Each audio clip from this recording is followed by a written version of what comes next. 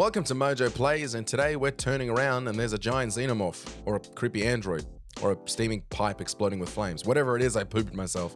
These are the 10 scariest moments in Alien Isolation. Let's go. Before we continue, we publish content all week long, so be sure to subscribe and ring the bell to get notified of our latest videos. The alien aboard the Torrens. Verlaine, I'm on my way up to the bridge. Peace lasts about as long as you would expect in Alien Isolation. Not very long. After Sevastopol is destroyed, Amanda wakes up aboard the Torrens and begins moving through the quiet ship, seemingly moments away from finally escaping. Then, Alien appears. Or the Xenomorph. Or the alien. Whatever you want to call it. There's no sprawling station to hide inside, no security system to exploit, and nobody left to offer help. The ship is cramped, silent, and suddenly feels more dangerous than anywhere Amanda has already survived. With the creature closing in, she forced herself into a spacesuit and opens the airlock, blasting them both into space. It's a cruel ending because the rescue ship becomes one final trap. Amanda may survive, but her trip home has become way less comfy.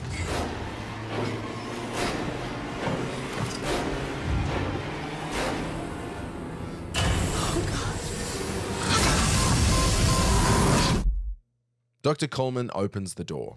Damn you, Coleman! You knew that thing was here! Now that's unfair. I thought it might be there. There's a difference. Now, the passcode. For one brief moment, Dr. Kuhlman seems like the answer to several of Amanda's problems. He has useful information, understands the medical wing, and agrees to cooperate after she retrieves supplies for him. Naturally, the game can't allow that arrangement to continue. While Kuhlman works on opening a locked door, the alien drops behind him and sends him to Valhalla with crazy efficiency. There's barely enough time to process what's just happened before Amanda's left alone inside San Cristobal Medical. The scene is effective because it breaks an unspoken rule players often trust. Conversations should be safe. Here, they're not. The alien doesn't pause for dialogue, mission updates, or helpful supporting characters. Crawling through the alien hive. Oh no. God, no. By the time Amanda reaches the reactor nest, careful stealth has turned into complete sensory overload. Signals crowd the motion tracker, steam blocks sightlines, and strange organic growth covers nearly every surface. Eggs sit waiting along the floor, facehuggers can spring from the darkness, and several adult aliens move through the area at once.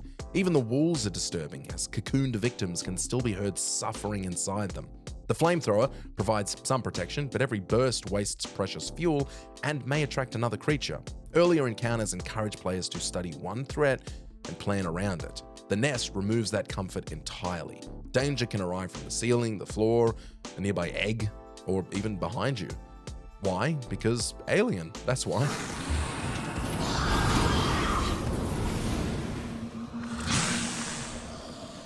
Discovering the derelict spacecraft.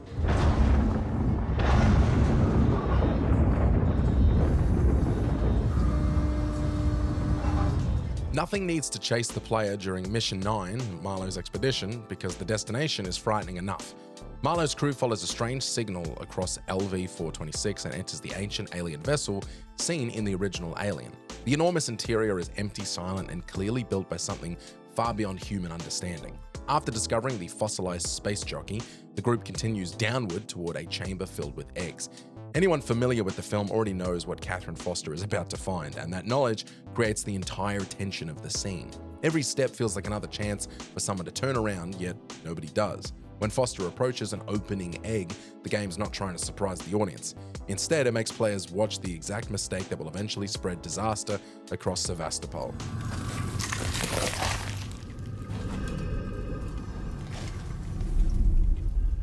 Entering Apollo's core without weapons.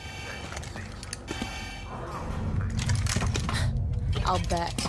Weapons, crafted equipment, and confidence are all left at the door before Amanda enters Apollo's core. That would already be unpleasant, but the area is patrolled by industrial working Joes that are stronger than the standard models and protected against electrical attacks. Fighting them directly isn't sensible unless Amanda has recently developed a passion for being strangled to death. The setting also feels completely different from the rest of Sevastopol.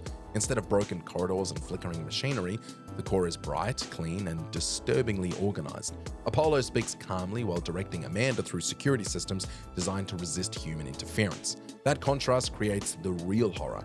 It's less like entering a battlefield and more like being murdered by an extremely tidy computer department. You bastards, you threw it all away.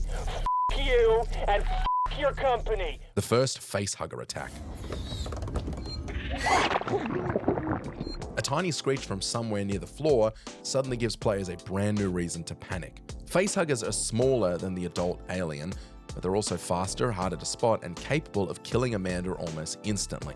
They disappear among loose cables, dark corners, and scattered objects before launching directly at her head. Unlike the Xenomorph, they can't really be studied for long times or distracted across a large area. Once that sound is heard, there's usually only a second to react. Their arrival also changes how players understand the entire outbreak. Sevastopol's not dealing with one creature that escaped containment. Something beneath the reactor has been producing more of them, and these horrible little parasites are how the process begins. The Working Joe's showroom awakens. You need an appointment. Apollo 8 Rows of inactive Working Joes turn one showroom in Alien Isolation into the world's least welcoming electronics store. Every android stands neatly on display wearing the same empty expression and fake friendly appearance that immediately tells players something awful's coming. It's creepy, really creepy. The tension comes from waiting. Amanda walks among them knowing that at least one will eventually move, but the game refuses to reveal which machine will start the trouble. After she disables the security lockdown, the entire collection begins stepping down from its platforms. They don't rush or roar, instead they slowly advance, calmly repeat company-approved phrases, and shrug off far more damage than expected. With multiple exits blocked by identical figures, the room is a really, really scary death trap.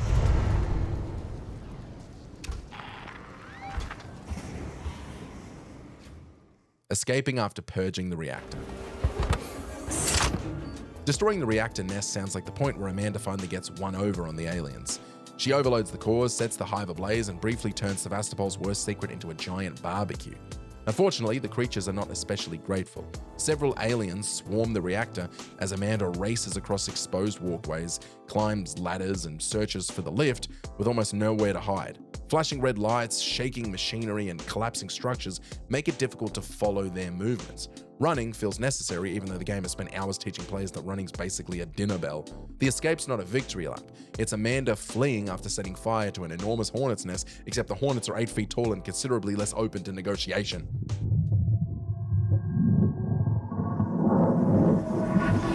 Finding Ricardo with a facehugger. We're leaving. Ricardo? Ricardo, do you copy? Ricardo doesn't receive a dramatic final stand in Alien Isolation. By the time Amanda reaches him, the damage has already been done.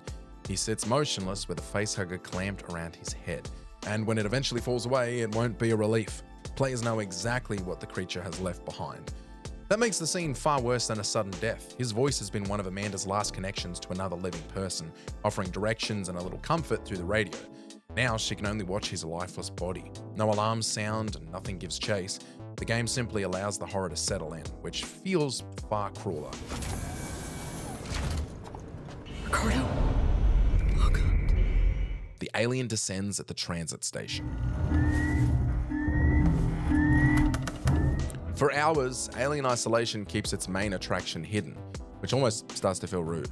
That patience finally pays off at Sevastopol's transit station. While Amanda waits for the car, the alien quietly drops from a ceiling vent behind her and rises to its full height. There's no cinematic showdown, glowing weak point, or handy shotgun placed nearby. It simply arrives and starts hunting. Up to this moment, the station's dangers have mostly involved panicked survivors, broken systems, and generic space station misery. Seeing the creature in full changes everything.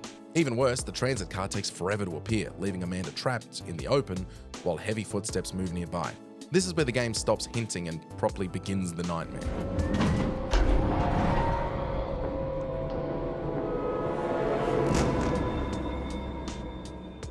Did you enjoy this video? Check out these other clips from MojoPlays and be sure to subscribe and ring the bell to be notified of our latest videos.